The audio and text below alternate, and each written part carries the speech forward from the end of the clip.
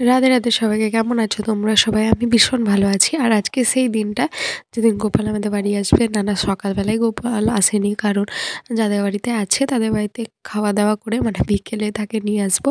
এখন তো গোছাতেই চলে যাবে, আর সকালেই স্নান করে আগে ঠাকুরঘরটা পরিষ্কার করতে চলে এলাম।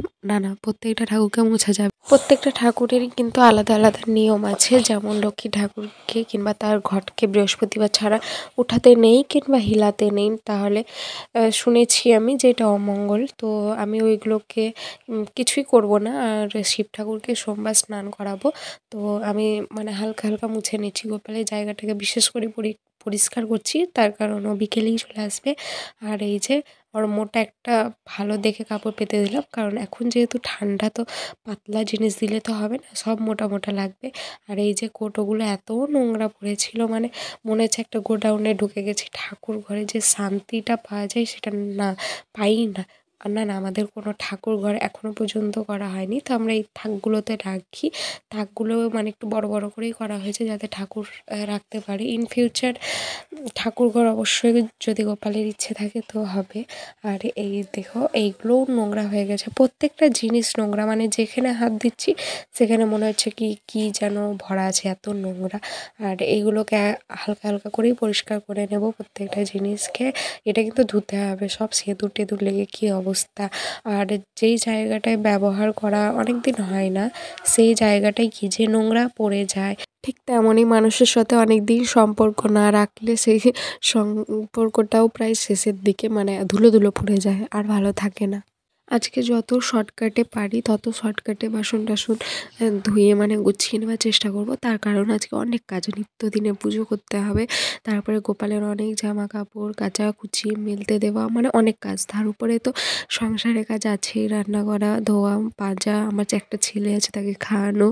তো হ্যাঁ, অবশ্য আমার শাশুড়িও আছে, কিন্তু সেও করে, তো দুজন মিলেই করছি, নাহলে একজন মিলে তো কখনোই সম্ভব নয়। একটা সংসার সামলে পুজো করা কিংবা গোপাল সেবা করা কিন্তু মুখের কথা নয়। সংসার করতে করতে এই যে গোপাল সেবা যারা করে তারা কিন্তু ভীষণ মানে কষ্ট করেই গোপালের ওইটুকু সময় দিতে পারে, কারণ রান্না বান্না শেষে তারা একটু আরাম করে, তারপরে আবার গোপালের সেবা করে, ছেলে সামলায়, কি রান্না করব তার টেনশন, এটা নয় ওটা নয়, মানে প্রচুর একটা সংসারে প্রচুর চাপ। যাই হোক, এই 21টা দিন অপেক্ষা করে করে ফাইনালি এই দিনটা এলো। সত্যি এই দিনের জন্য আমি অনেক অপেক্ষা করছিলাম, ভালোই লাগছিল না কতদিন। আর জায়গাটাকে ফাঁকা দেখবো, আমরা তো ঠাকুরঘর আর দেখতেই পাচ্ছি না, মানে আমরা যেহেতু আনন্দ ঐশ্বর্যে ছিলাম তো কিছু লাড়তেও নিষেধ। আর আমাদের এই তুলসী তলাটা কী বাজে অবস্থা হয়েছিল, আর তুলসী গাছটাও মরে গেছিলো। তুলসী গাছ মরাটা কিন্তু বেশ ভালো না, কিন্তু কিছু করার নেই, জল পায়নি অনেক দিন থেকে, তো গাছটাকে পাল্টে একটা নতুন গাছ বসানো হয়েছে। তার কারণ গাছটা বাজেভাবে নষ্ট হয়ে গেছে, ভেতরটা কেমন যেন শুকিয়ে গেছিলো। তো ওই গাছটাকে উঠিয়ে ভালো একটা গাছ লাগানো হয়েছে। স্নান করে সব কাচাকাচি করে সব জায়গাতে কিন্তু গঙ্গা জল ছিটিয়ে দিয়েছি, কারণ এটা নিয়ম, প্রত্যেকটা জায়গা বলে শুদ্ধ হয়ে যায়। আর জানো, যখন আমাদের পুজো হতো না, এত ফুল ফুটে থাকতো, নিতে পারতাম না, মানে ফেলে দিতে হতো, নিচে পড়ে থাকতো। আর যখন আমরা পুজো করব, একটা ফুলও ফুটছে না এখন।